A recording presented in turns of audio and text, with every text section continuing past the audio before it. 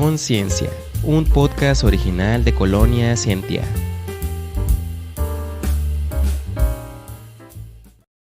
¿Qué tal, queridos podcast escuchas? Es un gusto para mí estar de nuevo con ustedes este día y pues quiero saludar a todos mis amigos que ya conocen. Poncho, ¿cómo estás? Muy bien, Selene, qué gusto estar aquí contigo y bueno, vamos a ver qué nos toca el día de hoy.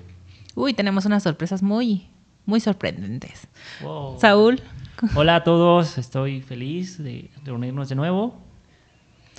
¿Y Mario, cómo estás el día de hoy? Hola, muy contento de estar aquí nuevamente. Esperemos que nos depare una sorpresa muy interesante el capítulo de hoy. Pues la verdad es que el día de hoy tenemos una plática, creo yo, que bastante amena, porque tengo el gusto de presentar a un colega y amigo nuestro, que es Luis Felipe Mendoza, quien es ingeniero químico, maestro en ciencias en ingeniería física, y actualmente se encuentra cursando el doctorado en ciencias en ingeniería física en la Facultad de Ciencias Físico-Matemáticas de la Universidad Michoacana de San Nicolás de Hidalgo. Él está trabajando actualmente con modelos predictivos y muchas cosas ahí de programación, cosas locas. Y nos contará también cómo ha sido su experiencia en esto del cambio de área de investigación. Entonces creo yo que podemos sacar mucho provecho de esta plática, así que pues adelante, Felipe. Buenos días, buenas tardes, buenas noches en el horario en el que nos estén escuchando. ¿Qué nos puedes decir? ¿Cómo te va? Miau, así es. Pues saludos y gracias por la invitación. Y ¿qué les puedo yo decir? Pues sí, mis modelos predictivos en este momento, pues vamos a hablar de cambio climático. Eso en lo que estoy trabajando mi tesis de doctorado. Esencialmente es tratar de entrenar un modelo basado en ecuaciones diferenciales para, con datos pasados y actuales, poder tener una estimación a futuro. Suena muy técnico, pero ahorita esperemos que entre todos sus preguntas y yo también pueda ir aclarando qué es cada término. Por ejemplo, podemos empezar qué es una ecuación diferencial. Una ecuación diferencial podemos dividirla por el mismo nombre, ecuación, y la parte diferencial. La parte de la ecuación es una igualdad entre dos expresiones, x más y igual a 2, una ecuación. La parte de diferenciales tenemos el concepto de derivada, que es cómo cambia una variable respecto a otra. Podemos poner como ejemplo la velocidad. Es cómo cambia tu posición con respecto al tiempo. Ahora, si una ecuación incluye derivadas, tenemos una ecuación diferencial. ¿Qué puede ser un ejemplo rápido? Pues igual mismo una ecuación para obtener una velocidad. En cualquier problema de física que hemos visto desde secundaria, que lo vemos así expresado, la velocidad es igual a tal, viene derivado también por una ecuación diferencial. Muy loco. Demasiado loco, diría yo. Cabe destacar que hay ecuaciones en una y en varias direcciones, ¿no? Ya sabemos que tenemos varios ejes. Tenemos X, Y, Z. Sí. Dependiendo de la posición. Sí, dependiendo. Pero aquí en este caso no es tanto así de dimensiones o coordenadas. Aquí es cantidad de variables y el orden de la ecuación diferencial. Ahora, esta parte de orden nos referimos a... En álgebra, para tratar de asentarlo mejor, en álgebra una ecuación lineal es una ecuación que describe una línea recta, y igual a mx más b. Si tenemos un término que se aleje de eso, un seno, un logaritmo, un x cuadrada, x cúbica, una multiplicación xy, ya es un término no lineal. Ahora, el orden, como decía anteriormente, es cuando tenemos una x cuadrada, x cúbica, eso representa el orden. Ese número es el que representa el orden de la ecuación. Yo trabajo principalmente con ecuaciones diferenciales de segundo orden, más concretamente con osciladores armónicos. Es un argot en física, lo he visto en memes y antes de meterme en cosas que no sé si sea cierto, pero creo que todo se puede adaptar, se dice que todo se puede modelar con un oscilador armónico, y al menos lo que es mi tesis, prueba que sí. Pero, okay. Entonces, más allá de las posiciones, trabajas principalmente respecto del tiempo. Sí, lo que yo trabajo son series temporales. Volviendo al tema, son modelos predictivos de series temporales. Yo tengo datos de emisiones de gases de efecto invernadero, entreno mi modelo para de ahí mismo, entre más datos, mejor el modelo, y con eso tener predicciones más acertadas. Por ejemplo, tengo datos desde el año 1960 y de ahí en adelante hasta 2022 estoy entrenando los modelos. Ya de ahí, teniendo todos los parámetros, pues dejo que la curva siga. Podemos visualizarlo como, si lo vemos en un eje XY, pues es como podemos ver una serpiente que va subiendo o que va bajando. Lo único que hago es que la serpiente entre en el camino, después la libero y que con lo que he aprendido siga. Es un ejemplo muy burdo y probablemente no es exacto, pero espero que la idea se pueda entender. Adelante, Saúl. Sí, Felipe. Fíjate que has hablado algunos conceptos que me tocó a mí estudiar en algún momento. Por ejemplo, el concepto de modelo. ¿Cómo explicarías qué es un modelo? Ok. Retomando, ahora es una ecuación diferencial que trata de describir un fenómeno de la naturaleza, velocidad de crecimiento de alguna bacteria, interacción de poblaciones depredador-presa. Eso ya es un modelo matemático. Así que perdón. ¿Y cómo se puede medir? Por ejemplo, estos modelos. ¿Qué tipo de herramientas hay, por ejemplo, en tu espacio, en tu trabajo, que estás utilizando para darle valores a ese comportamiento? Lo que hago es un método de optimización conocido como algoritmos genéticos. Es un método basado en la selección natural, donde lo que yo hago es empezar con soluciones aleatorias a una ecuación que yo propongo y que creo que puede ajustar, pero dado el hecho de que creo que puede ajustar, necesito qué parámetros van a darme ese comportamiento. Eso de algoritmos genéticos lo hace las poblaciones entran a resolver el problema, las mejores soluciones son elegidas de procesos ya computacionales que si nos da el tiempo y la plática los explicaremos, pero a grandes rasgos se eligen como padres, se reproducen, tienen hijos, sus hijos tienen características de sus padres, se mutan para acelerar el proceso de convergencia y eventualmente encontrar una solución. Cabe resaltar que no son exactos y puede que la solución no sea tan buena, puede que sí, detallitos. Cuando hablas de ajustar, ¿ajustar a qué? Datos experimentales. En este caso, datos observacionales de emisiones de gases de efecto invernadero. Los principales son CO2, metano, óxido nitroso. Los que comentabas que ya tienes desde 1960 y así. Esos son los principales. Okay. De ahí vienen los que siguen en mi metodología es los dichosos clorofluorocarbonos. No sé si, nosotros sí sabemos, pero no sé, la audiencia, algunos más jóvenes probablemente no, los que nos escuchan más grandes, que espero que sí nos escuchen personas de varios rangos de edades, recordarán el problema que hubo con la capa de ozono por los dichosos refrigerantes. Cuando empezaron a dejar de utilizar los sprays, ¿no? O algo sí, así. Exacto, los clorofluorocarbonos. ¿Saben la historia de los clorofluorocarbonos? ¿Quién los inventó y algo? No, pero puedes contarla. El inventor, no estoy 100% seguro, pero Thomas Midgley, no recuerdo bien el apellido, se le encargó esa misión de buscar estabilizadores para los aerosoles y dio con los clorofluorocarbonos, que son inocuos hacia el humano, pero no con el ozono de la atmósfera. Previamente a Thomas Midgley se le había asignado la tarea de encontrar un compuesto o un aditivo para que la gasolina no hiciera las explosiones en la combustión y dio con el plomo.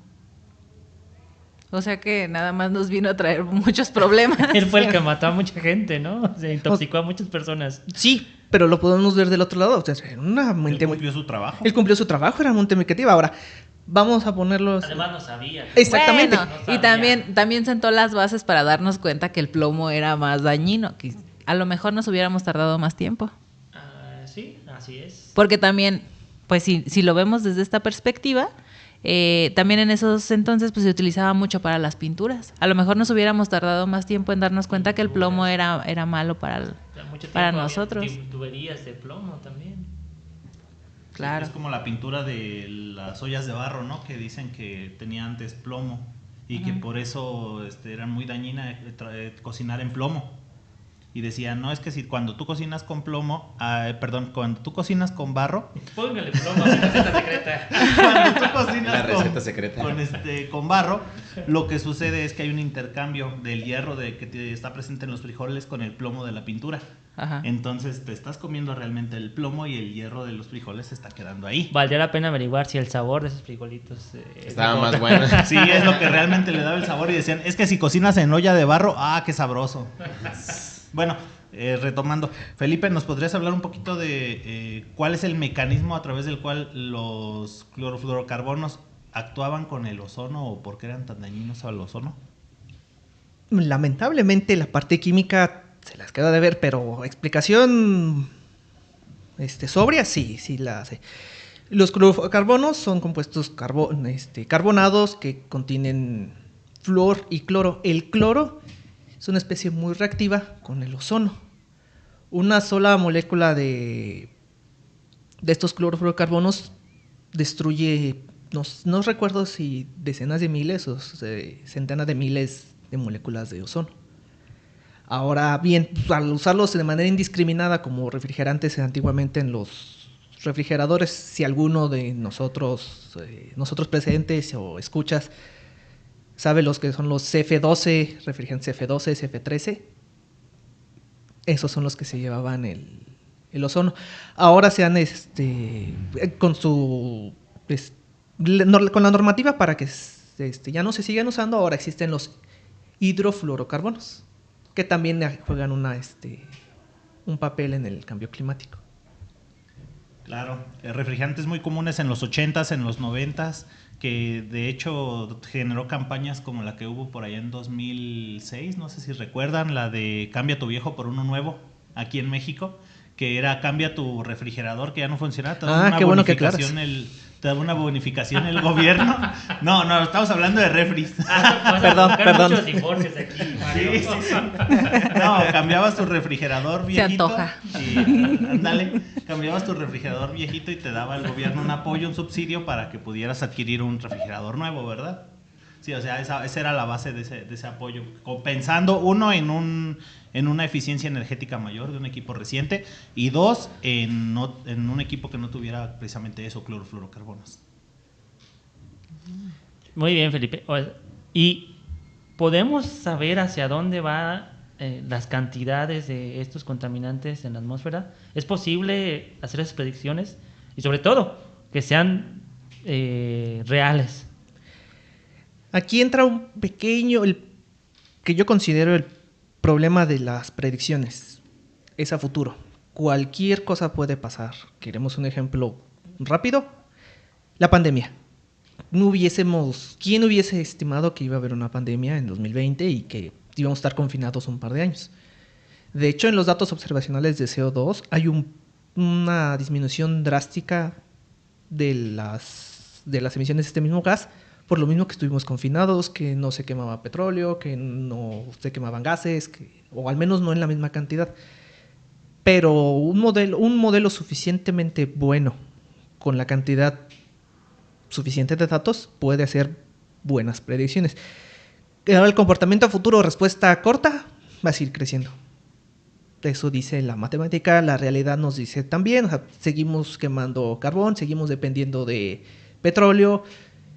Los países en vías de desarrollo es lo más económico, es lo más estudiado, es lo más fácil de aplicar. No vamos a ir a Uganda, a Madagascar, a una región del sudeste de Asia a decirles compren paneles solares, hagan parques eólicos, hagan hidroeléctricas. Lo más rápido, lo más barato es seguir quemando. Sí, además perdón que te interrumpa, Felipe, es un discurso doble moral, vamos a llamarlo así, de naciones que han contaminado, que se han desarrollado a expensas de contaminar y sobreproducir objetos y bienes y todo. El consumismo es muy contaminante Y ahora de repente dicen, no, es que eso está mal. Y le dicen a un país que no ha En vías de desarrollo. que no ha explotado sus recursos y que sigue empobrecido y que tiene muchos recursos, pero para explotar esos recursos necesita contaminar. Y le dicen a ese país, no, es que tú estás mal porque quieres contaminar y ya no vamos a contaminar. Ya nosotros somos modernos, Los salvadores. inteligentes, salvadores. No te vamos a dejar contaminar. Democracia. No te vamos a comprar tus productos porque son contaminantes. Libertad y aranceles. La revolución industrial fue hace 3 siglos, chavo, te la perdiste, ni modo. No, y eso es completamente injusto, ¿no? Hablando económicamente, porque ahora ya los que ya se gastaron todo lo que tenían para gastar hablando de recursos naturales contaminantes, ya dan media vuelta y dicen, no, ahora hay que ser sustentables, ahora hay que estar alineados con el Sí, medio claro. ambiente. Y ya no me importa si las otras naciones pueden o no mejorar sus condiciones de vida. Sí, es como dicen, ahora ya todo nos debe importar la moral, el esto, el otro, ¿no? Pero cuando yo lo hice estaba bien. Sí. Y lo siguen haciendo, o sea, realmente, por ejemplo, es nada más una puntita de lo que realmente se contamina. Porque realmente, pasó, por ejemplo, amigo? los hidrocarburos, los Bueno. hidrofluorocarbonos, o sea, son ahorita solamente un pedazo de lo que se está produciendo. Pero hay otros procesos que también producen, por ejemplo, metano. No sé si otro tipo de gases estés investigando en tus modelos. Por ejemplo, Los NOx. los NOx, SOx. los SOx, o sea, todos estos compuestos que son producidos a partir de la combustión de otras materias o incluso hasta de la misma producción de otros productos, por ejemplo, los alimentos. Sí, ahorita lo que comentas de otros gases, sí, metano y óxido nitroso, los NOx y SOx, sí. Sí también, pero de momento la metodología, ahorita les está hablando únicamente de forzadores, aquellos que incrementan la temperatura, que bueno que lo mencionas. Pero, Hay ¿qué son los forzadores, Felipe? forzadores climáticos, se definen como aquellos que inducen a un incremento en la temperatura del planeta. ¿Cuáles son? CO2, metano, óxido nitroso, y, clorofluorocarbonos, hidrofluorocarbonos, hidroclorofluorocarbonos, NOx, erupciones volcánicas. Son los de mayor contribución, pero como dice Poncho, hay otros efectos que mitigan esos efectos. Se habla mucho de CO2 o noticias, incluso lo he visto también en la literatura. Hay pocos artículos que dicen que hay otras partículas que disminuyen El efecto invernadero. el efecto, que son los aerosoles. Los aerosoles en la atmósfera es, en lugar de aumentar la temperatura, hacen que disminuya. ¿Cómo? Ayudando a que la energía se refleje, la energía que viene del sol se refleje. Dime. Parece una locura, Felipe. Bueno, en una situación hipotética. ¿A alguien nunca se le ha ocurrido como que liberar esos aerosoles para contrarrestar el efecto de los demás contaminantes? Sí, el problema con los aerosoles es que una vez haciéndolo, ya no puedes parar. ¿Por qué? Porque los aerosoles no están del todo bien estudiados, no sabemos qué efectos tendrían A la larga. a la larga. Ahora, ¿cuánto necesitas para estabilizar la temperatura? O sea, ahorita estamos a 1,4 grados arriba de la revolución industrial. Si liberamos más cantidades de estos aerosoles, bajamos a 0.5. Pero eso atrae un problema todavía peor.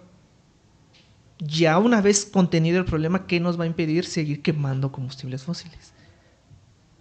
Ahora viene el problema de, bueno, ya lo logramos, ya mitigamos, ya encontramos cómo.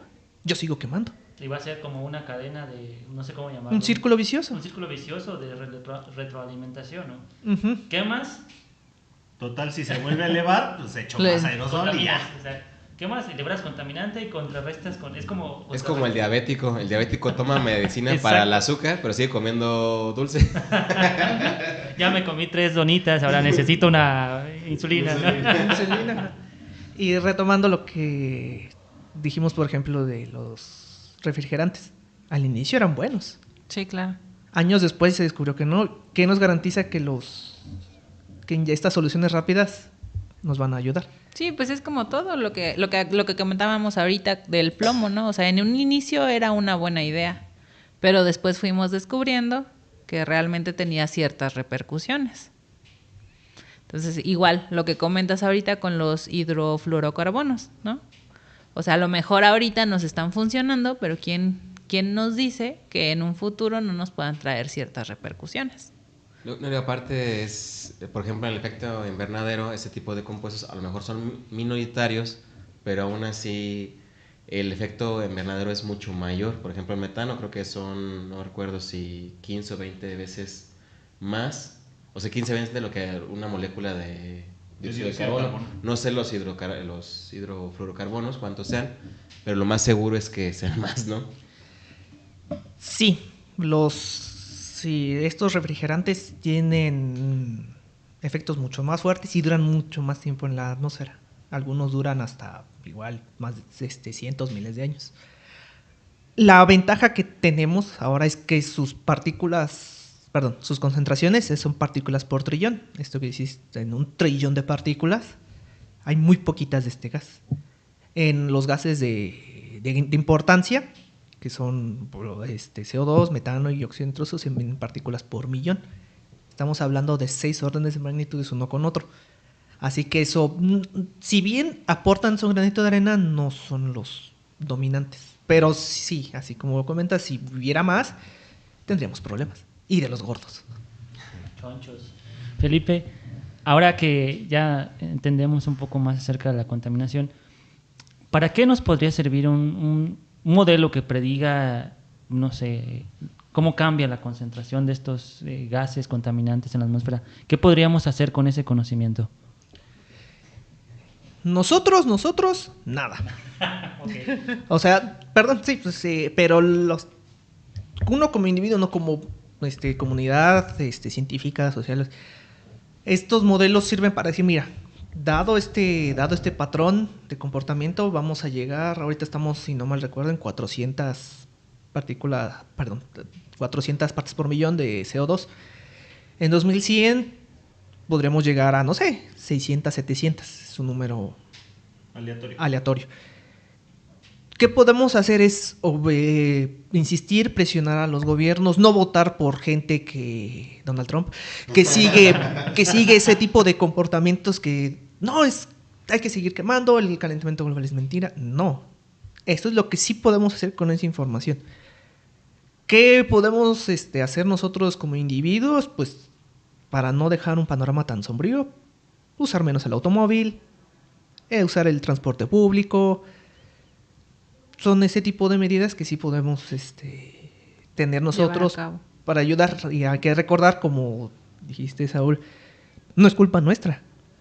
Ya las grandes compañías de petroleras son las que contaminaron y es tu culpa.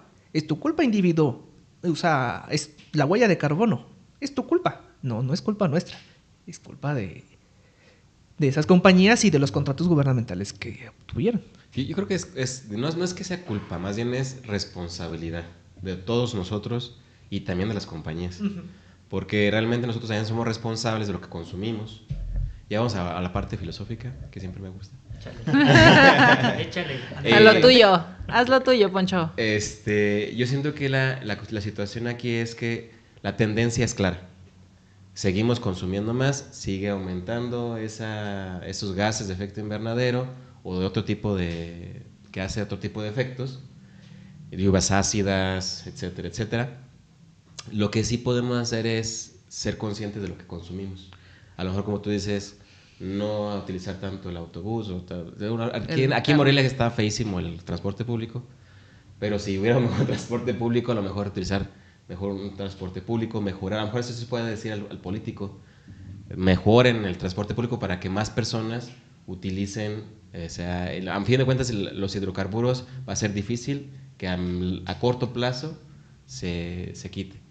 Pero entonces yo creo que sí sería ver qué es lo que sí consumimos y qué no. Hay una página, hay muchas páginas acerca de la huella ecológica, se las recomendamos, luego se las pasamos ahí en el podcast. Ahí la pones en los comentarios. Yo creo que también podemos hacer eso de cómo sermos más conscientes de lo que nosotros consumimos y qué contamina más. Respondiéndole un poquito su pregunta a Saúl, ¿para qué sirven este tipo de modelos predictivos? Sirve para presionar, como justo dijo Felipe, a los gobiernos para la generación de políticas públicas. Todas las ha habido muchas convenciones y muchas reuniones y acuerdos de París, de Kioto, de infinidad. El vecindario. Ajá, sí, pero la realidad es que muchas veces quedan en eso, en reuniones, pero ahora sí hay que hacerlo, dicen por ahí, dicen los memes, las reuniones de la peda, pero ahora sí a las 3 de la mañana, ¿no? Hay que abrir una escuela, sí, pero vamos a hacerlo neta, sí. Un podcast. Así queda, sí, claro.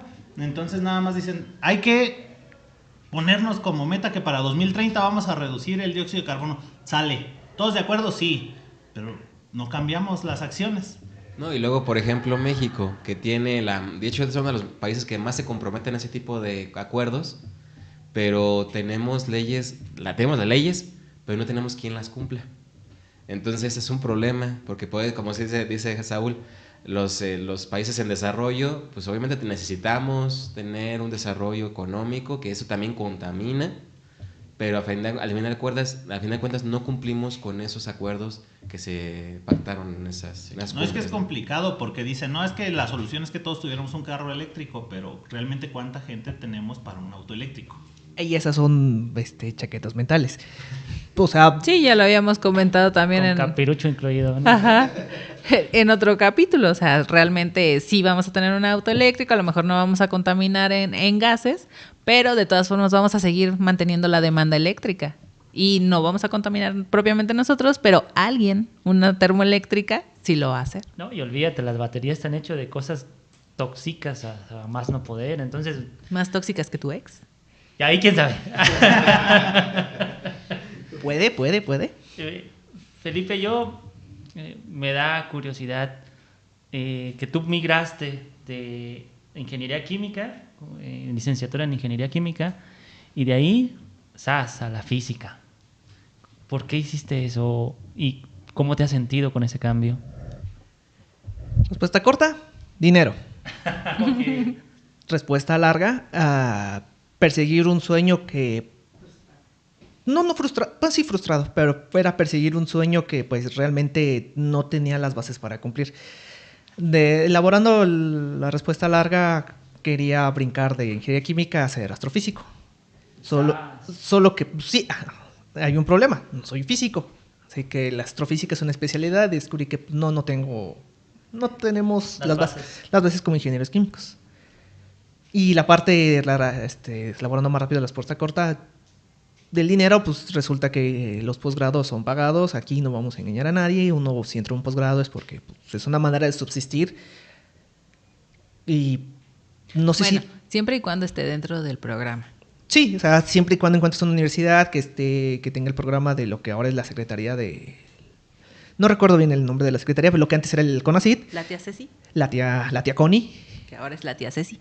No sabía eso. Gracias. La tía Sí. La tía Ceci. Y resulta que pues no cumplía con el requerimiento básico que es el promedio y en FISMAT me aceptaron. Así que incluso el plan original era hacer maestría ahí y regresar al doctorado en ingeniería física. Química. Pero ya te quedaste. Ya Pero te gustó. No, mira, me quedé porque hoy día, ya a un año faltando del terminar la maestría, no te sé decir por qué me quedé.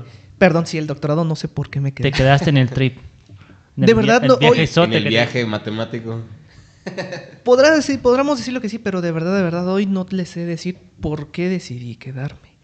Ahora, respondiendo a la otra pregunta de Saúl, ¿cómo me sentí? Los recuerdos de Vietnam. Es un cambio muy brusco, muy fuerte.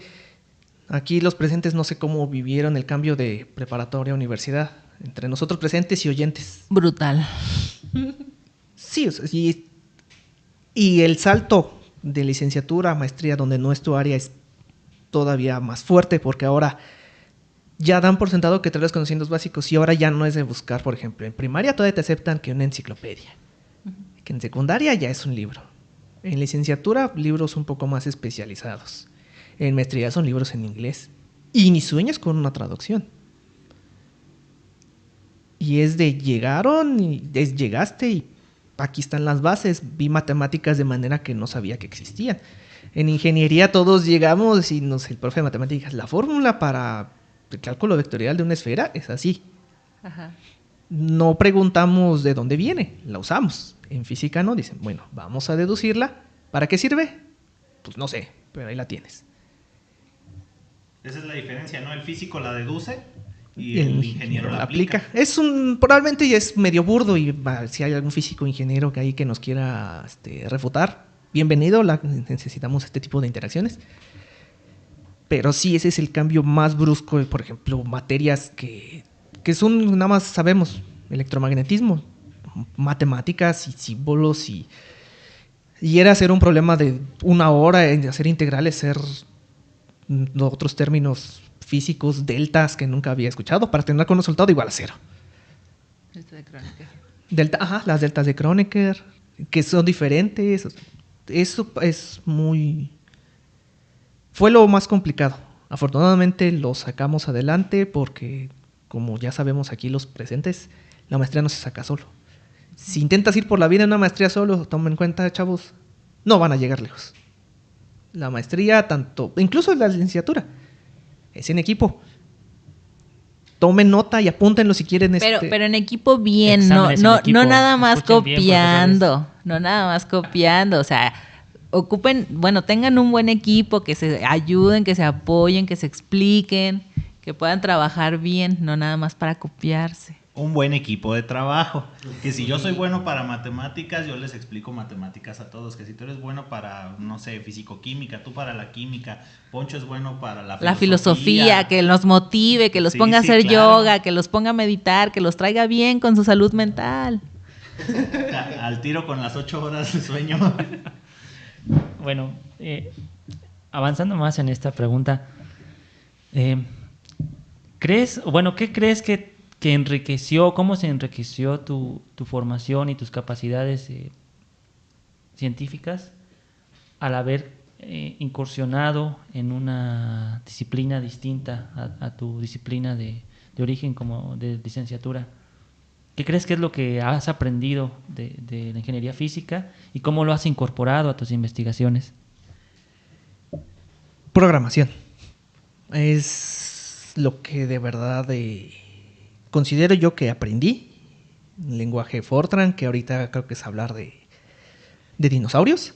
Los picapiedra, ¿no? Programando con un cincel en una roca. Sí, eso es. Tus meros moles. Bueno, elaborando lo que acaba de comentar Mario entre nosotros. Sí, es un chiste local. Es un chiste local donde se supone que sí, yo soy el más grande del grupo. Y, pues sí, es el parte del bullying que yo caminaba con los dinosaurios y mi primer mascota fue un Velociraptor. Pero sí. Parte de, o sea, pero para no dejar tanto oigan, ¿por qué se rieron y yo no entendí? Sí. Ahí lo tienen. Ya me perdí. ¿Qué me preguntaron? Perdón. ¿Cómo has incorporado los conocimientos que adquiriste en otra área, en ingeniería física, a tu investigación? Pues sí, precisamente aprender esto de programación, reforzar mis conocimientos en matemática, en esto de ecuaciones diferenciales. Y curiosamente, pues parte de esto de química, pues es no dejar de lado pues, lo que aprendí, me costó tanto sacar adelante. Incluso otra parte de mi proyecto es acoplar las emisiones de CO2 a lo que es la acidificación de océanos, que es otro problema muy asociado al cambio climático. Y eso lleva cinéticas, su dosis de química. Que desafortunadamente en eso no me meto, porque en primera no lo entendí en su momento y ahora no, pues, nada más lo voy a abordar un poquito por datos, por encimita. Te pregunto esto porque creo que hacer ciencia multidisciplinaria enriquece cualquier investigación y fortalece los resultados que tú puedas obtener. A mí me tocó migrar también. Soy ingeniero químico, pero actualmente estoy en la Facultad de Ingeniería Mecánica. Entonces ya la cantidad de proyectos a los que me estoy conociendo tienen que ver mucho con cuestiones ya de fuerzas, de diseño, de física, de electricidad y cosas diferentes a lo que se ve en química. Pero he estado llegando a una conclusión y me empieza a gustar la física, porque generalmente yo lo veo así, la física está por detrás de todo, ¿no? Hay una relación entre fuerzas y materia en cualquier fenómeno de la naturaleza, incluso en los fenómenos sociales, y a veces tener una perspectiva distinta respecto a algo que estás investigando te permite encontrar nuevas cosas, encontrar nuevas interpretaciones de un mismo fenómeno que podría tener una aplicación distinta. A veces no se sabe cuál es la aplicación, como dice Felipe. O sea, hay matemáticas ahí, muchísimas matemáticas que te permiten predecir cosas, pero a ciencia cierta, ¿qué utilidad le vas a dar? Pues ya depende de la creatividad de quien tenga acceso a ese conocimiento. Y aparte de las herramientas que vas adquiriendo, yo creo que tú como ingeniero mecánico ya eres casi ingeniero mecánico y acá ingeniero físico. Soy ingeniero mecánico, pero he aprendido cosas de los son mecánicos. Herramientas cuasi ingeniero mecánico. Que no, a lo mejor tú nunca pensaste haber utilizado en nuestra área, ¿no? Que es ingeniería química. Sí, se aprenden muchas cosas. Y las matemáticas en cada área también son distintas. Entonces, a mí me ha gustado que hay matemáticas que son características de la mecánica, por ejemplo, y que ya si le buscas una aplicación en química dices, oh, es lo mismo. Sí. Y te sorprenderías de la igualdad, la similitud de las cosas. Bueno, las ecuaciones diferenciales, lo que ahorita lo que está trabajando. Realmente las ecuaciones diferenciales donde quiera se ve porque todo está respecto del tiempo. Así es. Hablando de esto de la acidificación de los océanos, Felipe, ¿qué datos tienes para nuestros podcast escuchas? Así que recuerdes ahorita sobre qué datos tienes sobre los índices del pH que hayan descendido en los últimos años, qué efectos pudiera traer en desaparición de algunas especies en los próximos 50, 100 años. ¿Cómo se lleva a cabo esa desaparición? Esa reducción en el pH, ¿es debido a qué? En términos así muy generales, el océano se está convirtiendo en un refresco. Sí, claro. ¿Un refresco de pescado? ¿Refresco de cola? Pues de muchas. Ajá. Podemos incluso decirlo como un refresco, pero de coral. Ajá. Ok. Ahora, ¿por qué? ¿Un agua mineral? Ajá. El refresco, las burbujitas, son debidas al dióxido de carbono. Ahora bien, adivinen qué hemos estado emitiendo desde la revolución industrial. Dióxido de carbono. Dióxido de carbono. Se estima, según lo que yo he revisado, entre el 20 y el 40% de estas emisiones son absorbidas por el océano. Así que el océano es un gran aliado porque si ahorita nos sentimos como pollos rostizados, podríamos estar peor. Pero, esta es una de mis frases, el progreso demanda sacrificio. Si bien progresamos en esto, estamos sacrificando los océanos. Aquí cuando tú abres tu refresco, el CO2 se escapa. En el océano es el proceso inverso. Está captando ese CO2 y que es... no iba a decir disrupte, pero no. Bueno, rompe la química del... No rompe, perdón. Altera la química del océano. Al añadir más CO2, se produce en el agua ácido carbónico. Este ácido carbónico se disocia en iones hidrógeno e iones carbonato. Los corales están hechos de carbonato de calcio. Ya tenemos iones carbonato. Al haber más CO2, se producen más iones. La reacción se inclina hacia los iones hidrógeno, lo que acidifica el pH. Y desafortunadamente ese tipo de reacciones, para que se continúe, se llevan los iones carbonato. El carbonato es más afín a unirse al hidrógeno que al calcio. Al haber más hidrógeno disponible, el carbonato prefiere unirse al hidrógeno, limitando la cantidad de carbonato de calcio que forman los corales, ¿no? Y los corales están hechos de carbonato de calcio. Las conchas, los exoesqueletos están formados de carbonato de calcio. Sí, por eso dicen que, por ejemplo, los refrescos te descalcifican, ¿no? Ajá, exactamente. Así que ese es el problema de la acidificación de los océanos, que se mide en saturación de aragonita. El carbonato de calcio satura de dos maneras, en calcita y aragonita. La aragonita es vamos a decir que los ladrillos, el cemento de la construcción de corales y de otras formas de casitas y exoesqueletos de la vida marina. Al descender, pues tenemos estos problemas. Ahora, si los corales mueren, pues es hábitat de Muchas especies. de muchas especies, se mueren y también los arrecifes de coral, vamos a verlos de la parte más, como decimos aquí, menos moral. Necesitamos los corales al albergar vida, pesca. No tenemos pesca, no nos podemos comer un cóctel de camarón, o se encarece, o ya no hay peces, o este tipo de cuestiones. No, incluso también creo la gran barrera de coral, ¿no? Que nos ayuda también en cuestión de los huracanes y eso, también mitiga un poquito. Sí, pero ahora ya como los corales se blanquean, se mueren, estamos perdiendo la batalla, nosotros como especie. Hay que se habla de extinción masiva, la sexta sí. Dicen, el mundo se va a acabar, pero no, el mundo no se va a acabar.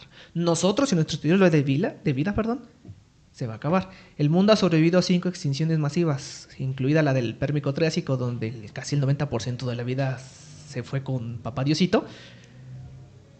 El planeta va a sobrevivir, nosotros no.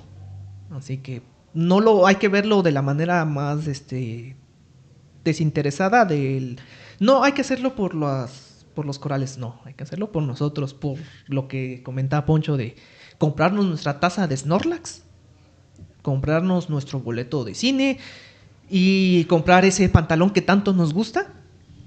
Hay que hacerlo de la manera más egoísta, así como hemos progresado, así como hemos llegado tan lejos de manera egoísta, probablemente ese sea el camino para salir de este embrollo.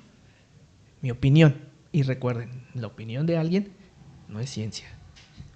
Sí, es muy importante eso que dices, sobre todo pensando en que muchos dicen que ya estamos tan metidos en esto que ya no hay vuelta atrás. O sea, ¿qué dicen los modelos predictivos? O sea, ¿qué se ve el escenario a 2100? O sea, ¿realmente tú ves esto como algo reversible? Desafortunadamente no te puedo responder bien la pregunta así estricto de si se puede. O sea, los modelos dicen que todo sí va a aumentar, pero en matemáticas muchas cosas son posibles. Tú podrías en matemáticas representar la formación de un pastel y hacerla reversible. De tu pastel regresar al royal, regresar a las fresas, regresar a la masa. No. En química no. Ese es un problema ahora. ¿Cómo? O sea, si hay datos y puedes hacer predicciones de que baja drásticamente. El problema de los modelos, o sea, sí, la ecuación, vamos a suponer, va subiendo, como una montaña rusa, va subiendo, y drásticamente bajar. La matemática y los modelos dicen que se puede, pero a la realidad ya es muy difícil llevarlo a cabo. Ya hay cierta entropía que ya se dio al universo y no se puede regresar. Justamente es eso, ¿no? Meternos con conceptos de termodinámica como la entropía, que te marca las reglas de esto sí se puede y esto no se puede hacer, ¿no? Justamente esos son como los límites a los que te vas a enfrentar. Esa es la siguiente pregunta que te iba a hacer. ¿Cuáles son los límites de un modelo matemático? Los límites del modelo pueden, en mi experiencia, pues son varios. Los datos. Hay datos, por ejemplo, incluso ahorita viendo cómo en la pantalla de Saúl se ve las picos de, no sé si es de voz, bueno, de nuestra voz, son de voz, pero no sé qué son potencia. La frecuencia, entre más fuerte te detecta la voz. Ya, esa amplitud, perfecto. Bueno, ese tipo de picos o a un ejemplo más común, las pantallitas de signos vitales, que así son como si fueran oscilatorios. Ese tipo de datos son muy fáciles de modelar porque hay funciones trigonométricas que hacen eso, pero comportamientos donde de estas frecuencias ya no siguen un patrón o tienen picos muy pronunciados, son difíciles de modelar. Esto en parte de modelado. Ese es el primer problema. ¿Qué ecuación adaptar a esos datos? De ahí se origina la parte de qué uso, qué ecuación, qué propongo, qué términos. Para mí principalmente es el comportamiento de los datos, cómo hacerlo. Y si son datos muy complejos, hace que el modelo sea más complejo y tenga problemas de solución. ¿A qué se refiere un dato muy complejo? Perdón. ¿Con números imaginarios o que tenga muchos decimales? Lo formulé o... mal, perdón. No es complejo, sí. Gracias por la aclaración. Me refiero a comportamientos muy erráticos, exactamente. Ah, ok. Sí, gracias. A eso, o sea, comportamientos muy erráticos es difícil de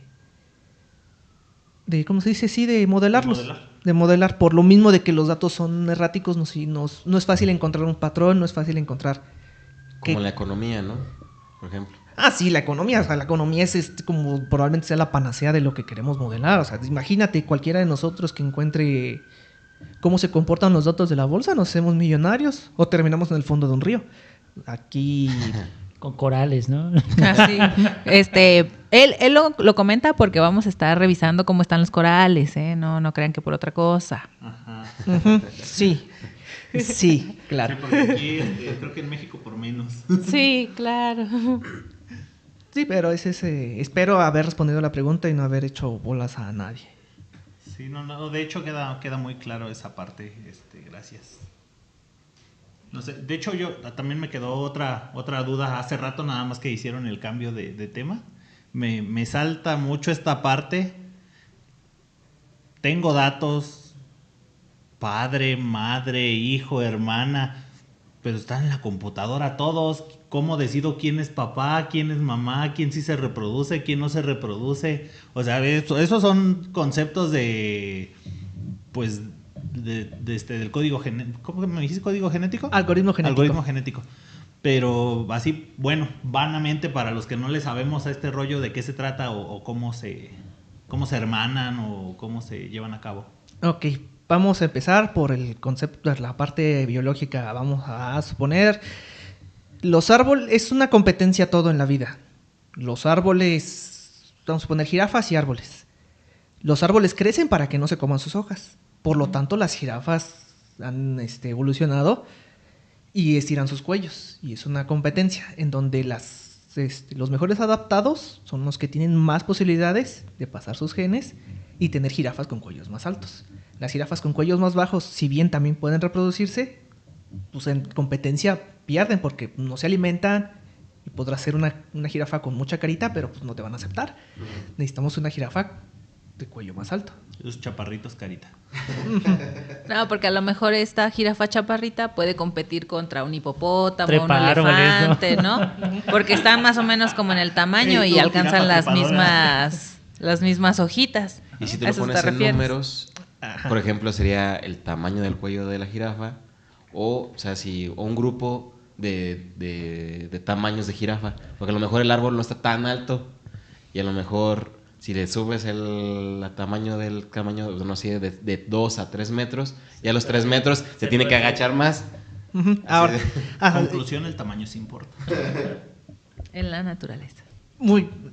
Somos animales, así que no ayuda el comentario. Si querías ayudar, no ayudó. No ayudó. Ahora, vamos a poner, pasando a la parte del algoritmo, ok. Nuestro problema, nuestra ecuación diferencial es el árbol. La solución es el árbol. Yo propongo jirafas que son las soluciones de la ecuación diferencial. Los parámetros, condiciones iniciales y los numeritos que van ahí asociados. Van a tratar de alcanzar el árbol. Hay funciones de fortaleza, la más espero conocida y que muchos la pueden tener, y si no, los instigo a que vayan y busquen y aprendan, y necesitamos que cada quien tenga su propio criterio. El error cuadrático medio o la distancia Manhattan, el error cuadrático promedio o la distancia Manhattan, que es la más rápida de decir es la distancia Manhattan, o el error absoluto medio. La distancia que hay entre el punto verdadero y el estimado. Punto estimado y punto verdadero. El punto verdadero es ese dato. Los árboles, pues si el árbol podría ser los datos. Las jirafas, ¿qué tan buena solución, qué tanto se acercan a esa hoja? Yo los mido, o sea, a la jirafa le faltan 20 centímetros a esta, pero a esta le falta 1 metro. Bueno, ya una vez las jirafas creadas, pasamos al criterio de selección. donde las mejores soluciones, las mejores jirafas, son seleccionadas mediante una ruleta. Entre más te acercas al árbol, mayor tus posibilidades de que seas seleccionado para reproducirte. Esto no quiere decir que la jirafa que le falta 1 metro no se pueda reproducir. Ahora, la mitad de estas jirafas pasan a ser padres. ¿Dónde me perdiste? De ahí no, más bien de ahí viene la palabra del método Monte Carlo. O sea, Monte Carlo tiene que ver con el juego de azar, o por qué se llama, No, se llama así. No te sabría decir por qué Monte Carlo. No es mi... Sí, porque lo he visto muchas veces que se modela con el modelo Monte Carlo, pero... Sí, o sea, también es de hecho uno de los... Bueno, si nada más tengo un artículo, perdón. El artículo que mandé es una comparación entre Monte Carlo y algoritmo genético. ¿Cómo funciona el Monte Carlo? De verdad, te quedo a deber y pues siguiendo mi consejo, debo ponerme a investigarlo. Ok. Ahora, siguiendo con la parte de las jirafas, ya una vez seleccionadas las jirafas que van a ser padres, pues seamos padres, se reproducen y van a heredar pues, características de estos padres. Las jirafas, pues algunas de cuellos más altos por la mezcla, y se les agrega un gen de mutación. La mutación es un error del ADN al copiarse. El ADN, no recuerdo bien, no, la biología no lo sé, pero sé que el proceso donde se divide el ADN en 2 para crear el individuo es un proceso muy riguroso y que se hace bastante bien. Algunas veces falla y tenemos problemas y enfermedades congénitas. Algunas veces ese error proporciona una ventaja evolutiva. Por ejemplo, los osos polares. Los osos polares existen debido a un error. Eran osos pardos y en algún problema la melanina no se produjo en ese osito. Y tenemos un osito blanco en un ambiente blanco. Ese osito blanco tenía más chances de cazar y de repartir esos genes que lo hacían blanco. Pensé que fregadazos. Repartir. También. Y después empezó No a... lo veían. Repartir tus genes. Sí. Sí, violencia, ¿no? Ajá. Lo que el algoritmo genético induce en cada generación de hijos esa mutación. ¿Por qué? Porque no tenemos tiempo de miles de años para que las jirafas se adapten. Ahora, esta nueva población de jirafas papás, jirafas hijo, con mejores de mejor altura de cuellos, y el proceso se repite. Estas nuevas jirafas van e intentan alcanzar al árbol. Resulta que a uno de los hijos ahora le faltan 3 centímetros de cuello. De cuello para llegar Ya a no las es lo hojas. mismo que los 20 o el metro que le faltaban a los anteriores. Ajá, y este proceso se repite.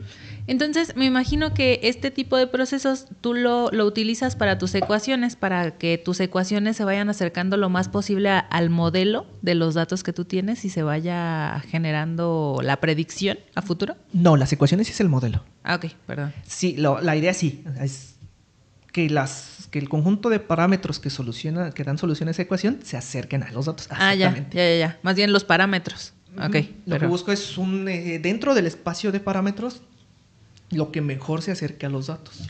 ¿Y te ha pasado que pones un modelo que no era? O sea, que por ejemplo en el modelo a lo mejor se adaptaba mejor otro tipo de modelo. Sí, me ha tocado a veces que no da y con un cambio de signo, es la misma ecuación, y igual a mx más b, pero ahora en lugar de más, si le pongo menos, se adapta mejor. Sí, ha pasado. Aquí esta parte yo la hago como por prueba y error. He aprendido que el comportamiento de los datos te dice qué ecuación te va a ayudar. Ya si alguien más experto que yo, ahí en los comentarios de la audiencia, tiene una mejor idea, pues, que me ayude. Estaría muy bien. Colaboren, amigos, colaboren. Bueno, en el otro, y si una estaba a 20 centímetros, la otra está a 3, ¿tienes alguna tolerancia como para decir, esta ya es mi vector solución o este ya es mi...? No, tengo el criterio de determinación es la cantidad de generaciones. Todo este comentario de crear jirafas es una generación, se repite una cantidad n de veces, y es el criterio de determinación.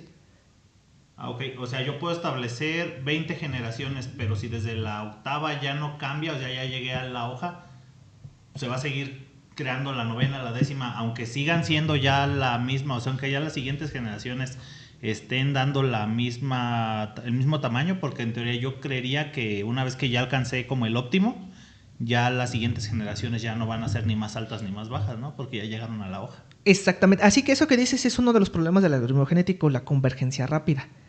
Donde ya una jirafa que le faltan 3 centímetros nunca va a llegar, güey. No, domina las soluciones.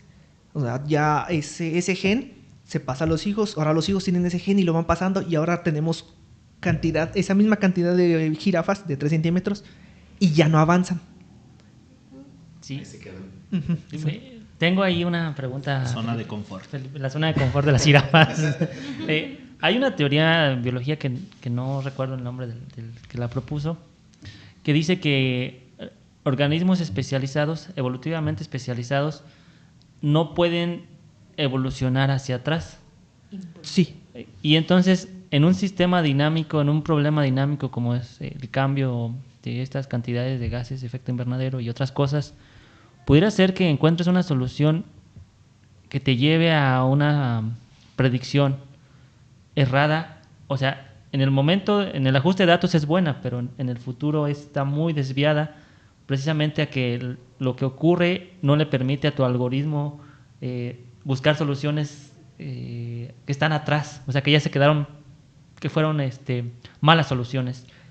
Sí, ha pasado que usualmente mido los errores, así como les comento, entre la diferencia entre el valor observado y el valor simulado, como un porcentaje.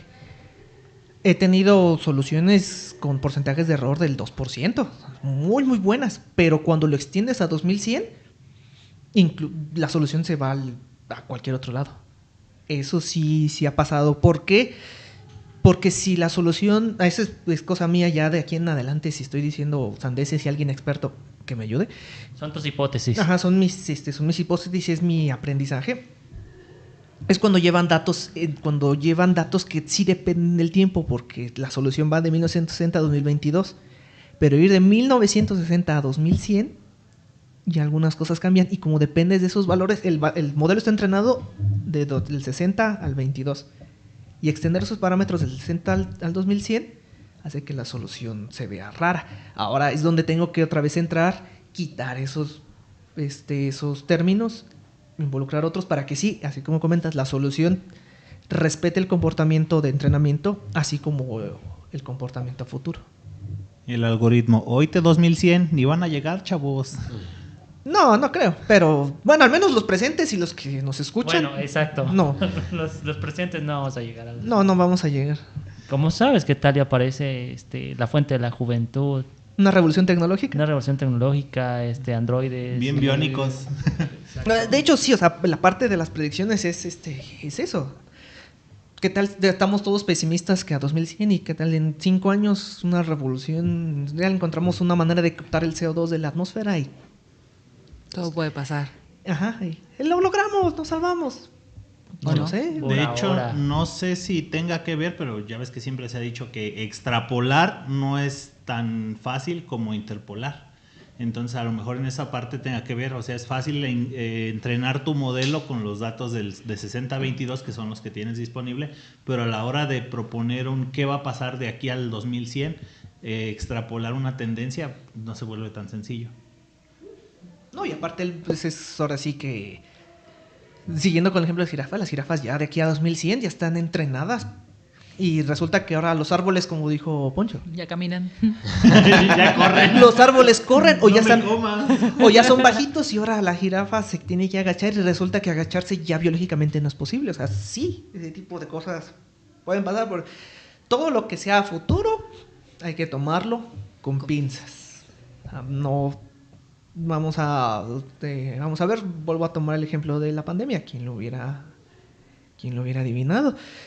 Y volviendo a lo de la economía, ¿quién hubiera adivinado el crash del 2008? O sea, había predicción, o sea, sí, ¿sabes qué? Eso, por ejemplo, hay tendencias, ¿sabes qué? Se va a caer. Cada 10 años cambia, ¿no? Se va a caer La bolsa. la bolsa. Pero ¿cuándo y en qué momento? Pues no. Y se cayó. Y se cayó. Recientemente hubo una caída en la bolsa de Japón. No hace un par de meses, creo. Un mes y quién, o sea, y sí se veía que podría pasar, pero ¿cuándo o por qué o qué tan grave? No, son cosas que no. Y mediante un modelo predictivo se puede determinar el número de la lotería, por ejemplo, así como de yo sé que la bolsa no, pero a lo mejor el número de la lotería sí.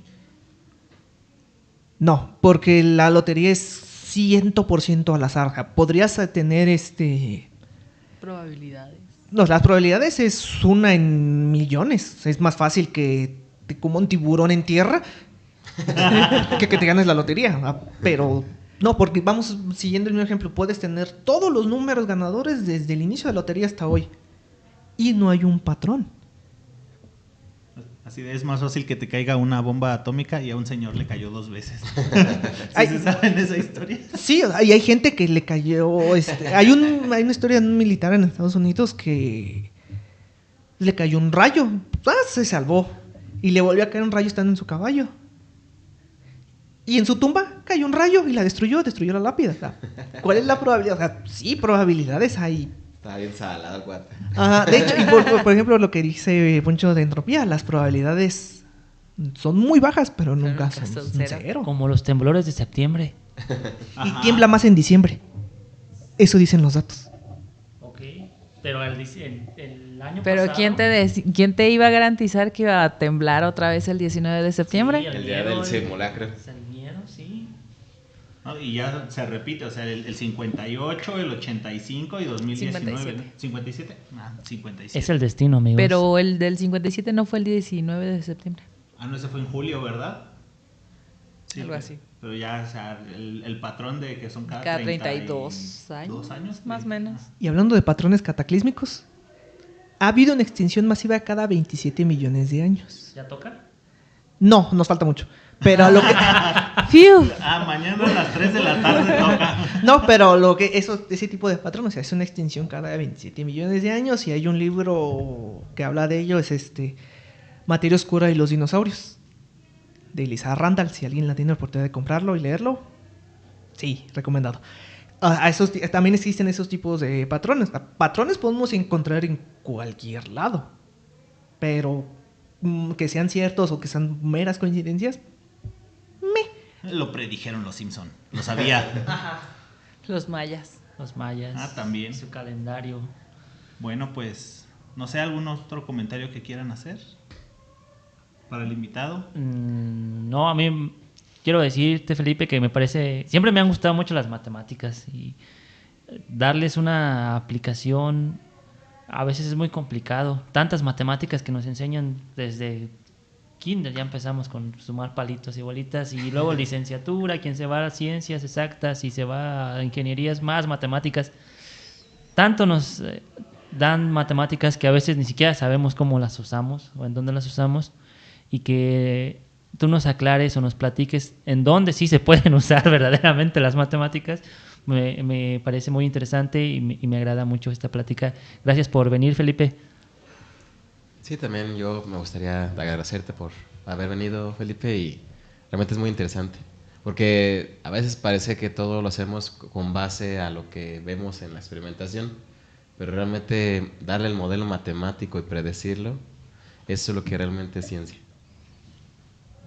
Bueno, y por último, ¿qué consejo le podrías dar aquí a los chicos de la audiencia que se encuentran dudosos entre cambiarse de área de investigación? Que a lo mejor digan, ay, es que a lo mejor sí quiero meterme a FISMAT, pero me da miedo, o quiero meterme en ingeniería química, pero me da miedo. En tu experiencia, ¿qué les podrías decir? Primero, evaluar de dónde vienes y qué salto vas a hacer. O sea, si, por ejemplo, de un posgrado a otro, te podrían aceptar, por ejemplo, de QFB a FISMAT. No lo hagas. O sea, no traes nada de matemáticas, perdón. perdón, pero es cierto, o sea, y lo mismo, o sea, si tú eres de FISMAT y vas a brincar a biología, no lo hagas. Trata de evaluar esos saltos, o sea, es algo que... O a lo mejor que se cambie primero a la licenciatura. Que se regresen a la licenciatura. No, o sea, no sé qué tanto que se regresen a la licenciatura, es evaluar qué tan alto es el árbol y qué tan largo es tu cuello. No puedes involucionar. No puedes involucionar. Si consideras que tienes ciertas bases y puedes lograrlo, así como por ejemplo de una ingeniería física o de una ingeniería a otra, hazlo. Siempre y cuando estés bien consciente de que vas a llegar y no te van a tener la paciencia suficiente para que aprendas. Vas a tener que meterle más tiempo tú por tu cuenta. Eres tú y recuerda, no se hace solo. Y en mi experiencia, y de aquí, si alguien me escucha de la Facultad de Físico-Matemáticas, nos ayudaron bastante. Los que habían entrado de ellos mismos, sí, oigan, les pasamos los problemas, los libros, aquí vienen, los ayudamos, mandas un mensaje y sí. Fue una comunidad, es una comunidad muy solidaria. Probablemente está estigmatizada de que están locos y que nada más viven en su mundo y son muy cerrados, pero no. En mi experiencia y en lo que yo he sabido, entre ellos mismos son así. Se apoyan, o sea, busquen a alguien de esa misma facultad, busquen amigos ahí mismo de su grupo. Y si lo van a hacer es nada más eso. En resumen, porque ya me volví a explayar, en resumen, evalúen en la altura del árbol, la altura de sus cuellos y no lo hagan solos. Y lo más importante para mí es sus habilidades y sus armas. La mejor herramienta es la que tú dominas. Nada de que, no, es que yo sé hacer fuego con piedras, pero yo con palitos. No tienes por qué aprender a hacerlo con piedras si tú lo sabes hacer con palitos. Fuego es fuego. Fuego es fuego. Tú es una carrera tú con tus armas y apégate a ellas. Lo que puedas aprender, bien, pero el núcleo sea tus habilidades. Todo aquello que has aprendido y todo aquello que te hace ser tú. Bueno, amigos, pues ahí lo tienen. Él es el maestro en ciencias Luis Felipe Mendoza. Un contacto que nos quieras dejar por si alguien está interesado en colaborar contigo. O ayudarte en tus modelos. O que yo los pueda ayudar. Cualquier cosa puede pasar. Sí, el contacto sería, mi correo institucional es luis.mendoza@umich.com. .mx, luis.mendoza@umich.mx, umich. Lo reviso constantemente, así que cualquier correo ahí con cualquier duda, comentario, corrección. También si tienen alguna mentada de todo lo que dije aquí, pues también se vale. No soy el experto y cualquier cosa que yo también pueda aprender, se agradece. Todo el hate, ahí va. Sí. Okay, bueno, pues muchísimas gracias, Felipe, de nueva cuenta. Chicos, pues esto es todo por el día de hoy. Los invitamos de nuevo para que nos dejen algún comentario aquí en el podcast. Poncho. Pues igual, muchísimas gracias por haber escuchado este audio y este podcast. Y un gusto estar aquí con ustedes de nuevo. Gracias por invitarme. Saúl. Escúchenos y compartan. Adiós. Mario. Vean nuestras historias. Estamos subiendo más contenido en nuestras páginas en Instagram, en Facebook. Y esperen sorpresas próximamente. Se vienen cositas. Así es. Ándale. Bueno, nos vemos, chicos. Hasta luego. Gracias, Felipe. Despídete. Coman frutas y verduras. Se portan bien. Hasta luego. Adiós. Y recuerda, animalito del bosque, dormir tus 8 horas al día, porque si no, el cerebro se come a sí mismo y vas a terminar pensando que la opinión de un científico es ciencia, y no lo es.